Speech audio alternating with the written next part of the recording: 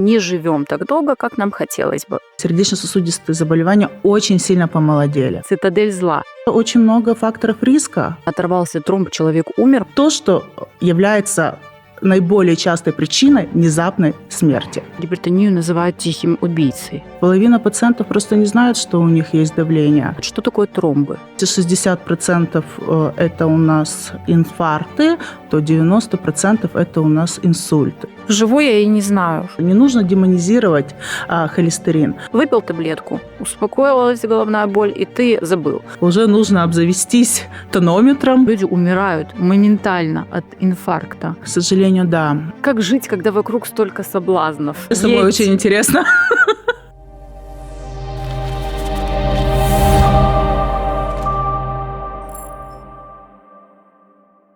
Салям алейкум. В гостях у нас сегодня врач-терапевт, кардиолог Таслима Ибрагимова. Хош келдіңіз. Салям алейкум. Таслима ханым, сердечно-сосудистые заболевания являются основной причиной сегодня, по которой мы не живем так долго, как нам хотелось бы. И вот вопрос, почему сердечно-сосудистые заболевания находятся на первом месте в структуре всех болезней, которые приводят к смерти? Да, действительно, смерть от сердечно-сосудистых катастроф сейчас занимает лидирующее место во всем мире, и в нашей стране, конечно же, тоже. Примерно болеет у нас в популяции 10 миллионов человек, и половина могут не знать о том, что у них есть этот недуг. Почему же так часто встречаются именно эти заболевания? Наверное, потому что очень много факторов риска. Это и курение, это сахарный диабет, это высокий холестерин, это гипертоническая болезнь и неправильный образ жизни. Холестерин сейчас чуть ли не цитадель зла. И почему он так опасен? Опасен ли он вообще на самом деле? Миф это или правда? Не нужно демонизировать холестерин. Нужно понимать, что есть хороший холестерин, есть плохой холестерин. И в принципе холестерин, он тоже очень важен для нашего организма, так как он используется в синтезе витамина D, он стабилизирует клеточные мембраны нашего организма, и также он участвует в синтезе выработки стероидных гормонов надпочечниками, таких как альдостерон, кортизол. Он участвует в синтезе выработки гормонов половых, это эстрогены, тестостероны, прогестероны. То есть холестерин тоже очень важен для нашего организма, но есть, как я уже сказала, и хороший, и плохой. И нам нужно понимать, что когда мы приходим к врачу, он нам обязан назначить не просто общий холестерин, он ничего для нас не значит. То есть цифра общего холестерина в данный момент для нас не результативна. Для нас нужно, для врача важно понимать, что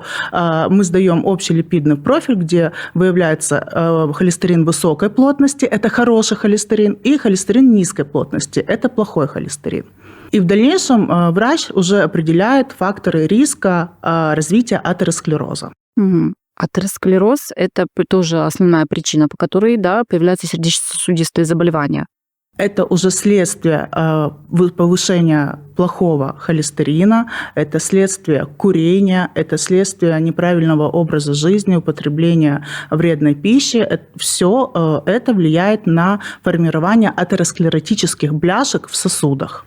Атеросклеротические бляшки и тромбы – это одно и то же или нет? Что такое тромбы? Потому что слово, выражение «оторвался тромб, человек умер» мы слышим очень часто, в последнее время особенно. Есть понятие атеротромбоза, это то, что забивает наши артерии. И есть понятие эмболии, то есть это те тромбы, которые возникают, например, в полости левого предсердия. Вот. И за счет нарушения функции работы сердца, например, из-за фибрилляции предсердий и нарушения реологии крови, в этих полостях сердца могут формироваться тромбы.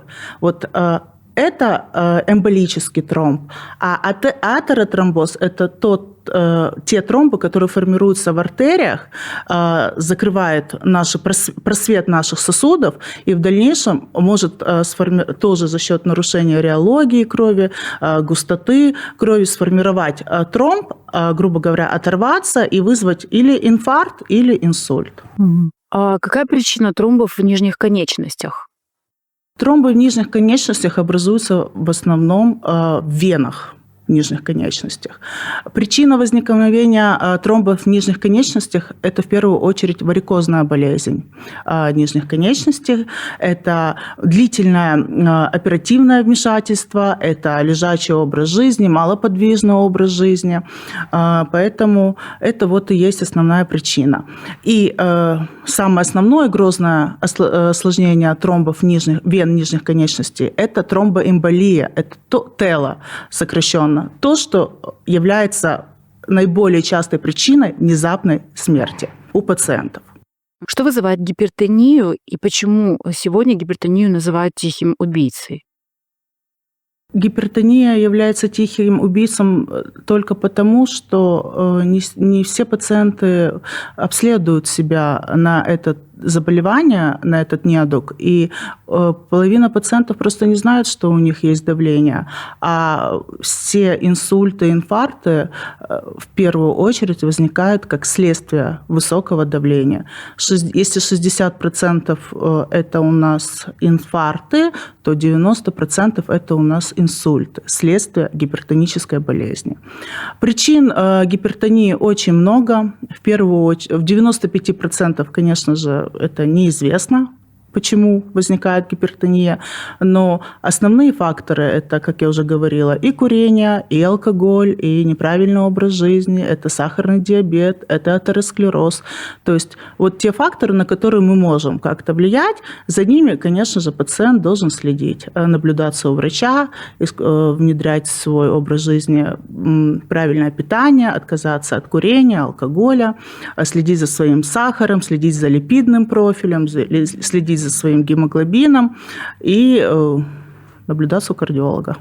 Ну, слушайте, есть, да, хоть и немного возможно, но когда человек, ну, я имею в виду примеров, когда человек может и пить, и курить, и вести там такой образ жизни, там есть что хочет, и жить до 100 лет, и человек, который там за собой следит, грубо говоря, да, все равно умирает. Я к чему это веду? Наследственный фактор немаловажную роль играет в этой вообще сфере? Играет очень важный фактор наследственный, потому что всегда, когда приходит пациент на прием, мы у него уточняем, болели ли или болеют ваши родственники, ближайшие, папы, мамы, дедушки, бабушки, сердечно-сосудистыми заболеваниями, сахарным диабетом, онкологией. Конечно же, все это генетически, наследственно передается. То есть, ну, если у меня там папа, бабушка страдали гипертонией, то мне уже в каком возрасте нужно начинать себя проверять? И чтобы вовремя это заметить, есть оно или нет? Есть определенные чекапы для пациентов по возрастам. Есть чекапы, которые проводятся как в виде диспансеризации в поликлинике, если у вас нет жалоб по возрасту. Если же у вас есть жалобы, непосредственно обращайтесь к терапевту, если нужно, к кардиологу. Если вы зафиксировали у себя высокое давление, то, конечно же, обязательно нужно обратиться к врачу, вне зависимости от возраста. И вам нужно обратиться непосредственно к кардиологу или к терапевту, где он назначит вам определенные обследования, которые уточнят ваш диагноз, установят ваш диагноз. Очень часто врачи сегодня назначают УЗИ сосудов шеи. Для чего это делать, в каком возрасте это начинать делать? И нужны ли для этого причины, признаки уже какие-либо? Или это нужно делать в определенное время, в определенном возрасте? Да, действительно, УЗИ сосудов шеи – это очень важный скрининг для определения атеросклероза, потому что атеросклероз сосудов шеи, в принципе, атеросклероз, как я уже сказала, это системное заболевание, то есть не одних сосудов, а всего организма, и головного мозга, и сердца, и шеи, и сосудов ног. Поэтому, когда мы назначаем пациентам УЗИ сосудов шеи, мы можем определить, что если уже обнаружим атеросклероз сосудов шеи, то, скорее всего, атеросклероз есть уже и в сосудах сердца, в сосудах головного мозга и сосудов нижних конечностей. Кому в первую очередь прям 100% показано делать это УЗИ? Конечно же, мужчинам, в первую очередь, которым уже исполнилось 40 лет. А если он еще и курит, то это прям неоговорочно, безоговорочно мы делаем ему УЗИ сосудов и определяем наличия атеросклеротических бляшек. И, конечно же, после 40 лет, если у вас есть гипертония, то каждый год обязательно нужно делать УЗИ сосудов шеи. Живу я и не знаю, я не чувствую, да, у себя там какие-то признаки гипертонии, там, сердечно-сосудистой недостаточности и так далее. Какие признаки основные? Как вовремя заметить у себя гипертонию?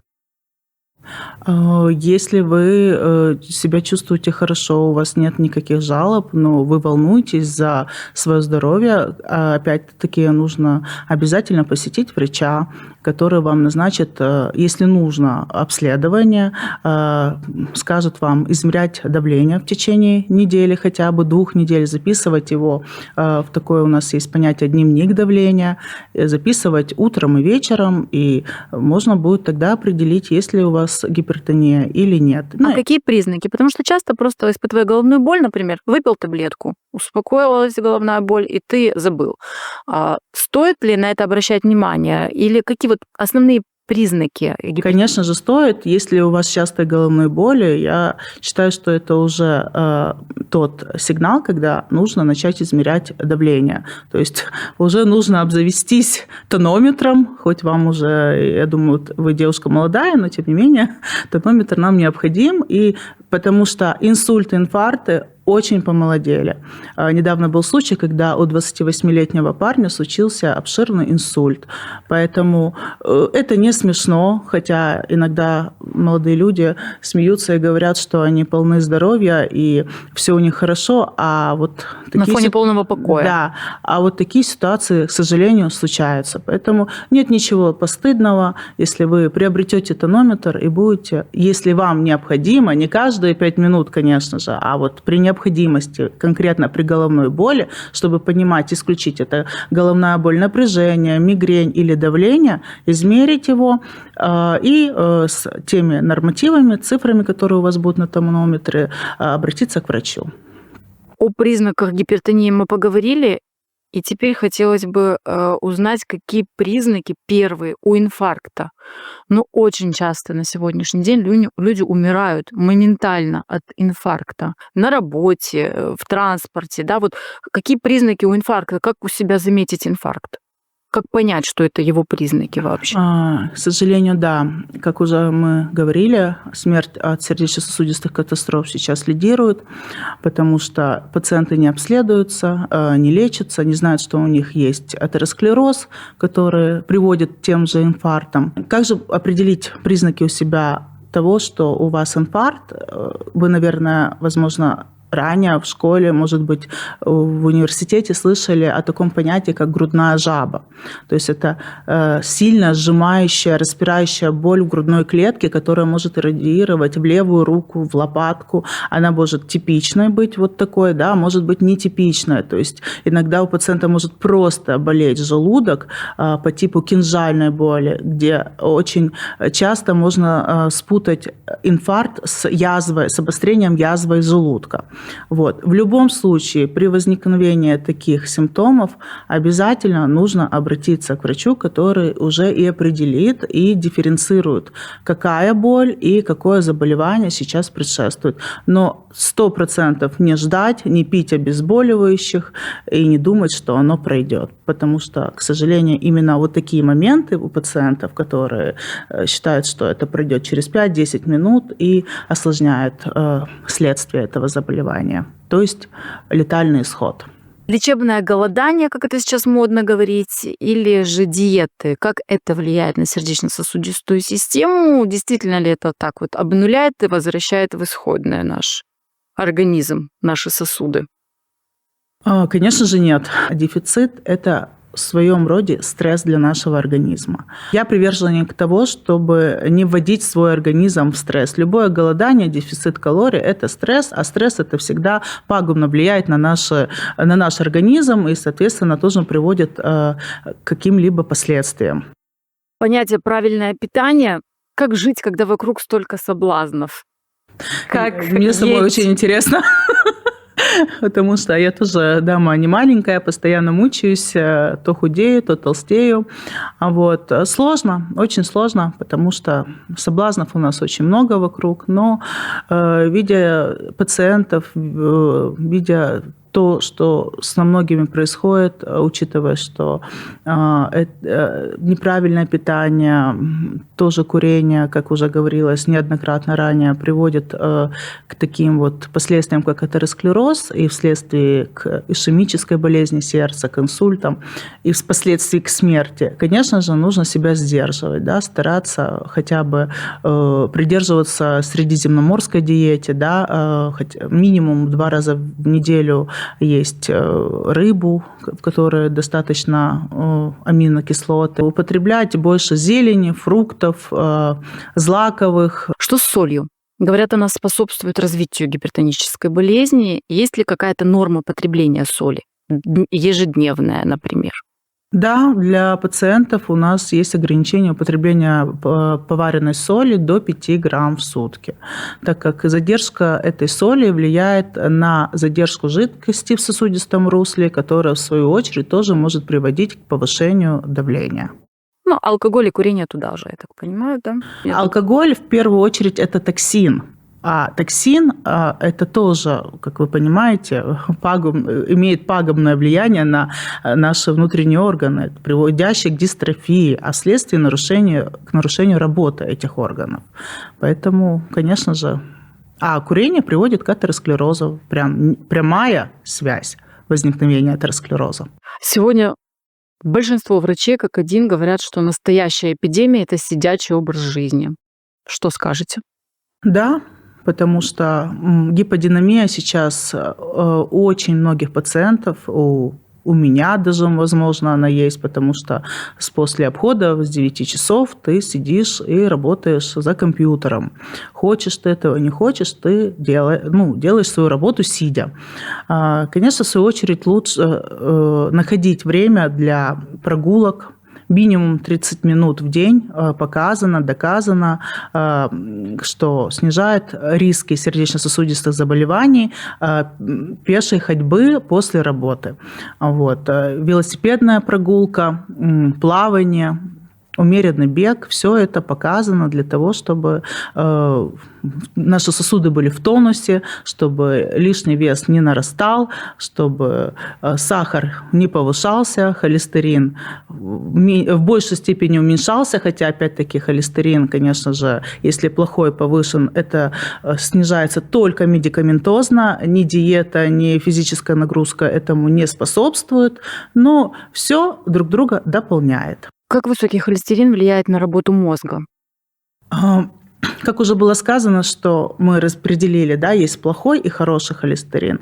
Если повышен плохой холестерин, он способствует атеросклерозу, соответственно, сосудов шеи, ног, и сердца и головного мозга. В результате того, что не у нас, а у пациентов образуется атеросклероз головного мозга, и в результате снижается трофика головного мозга. Впоследствии это приводит к деменции. Поэтому все взаимосвязано. Сердцу не прикажешь, но помочь ему можно. Поэтому последний вопрос о методах профилактики. Все же повторите их для наших зрителей, для тех, кто смотрит, у кого есть эти проблемы, и им можно помочь. Еще раз хочу сделать вывод нашего сегодняшнего диалога, что сердечно-сосудистые заболевания очень сильно помолодели. Не думайте, что вас это не коснется. Обязательно следите за своим питанием, курением, исключить полностью, алкоголем. Максимально старайтесь профилактировать гиподинамию, и я вместе с вами, конечно же, это буду делать. Çok sağ olunuz. Если вы почувствовали малейшее недомогание, срочно обращайтесь к врачу. Будьте здоровы, берегите себя.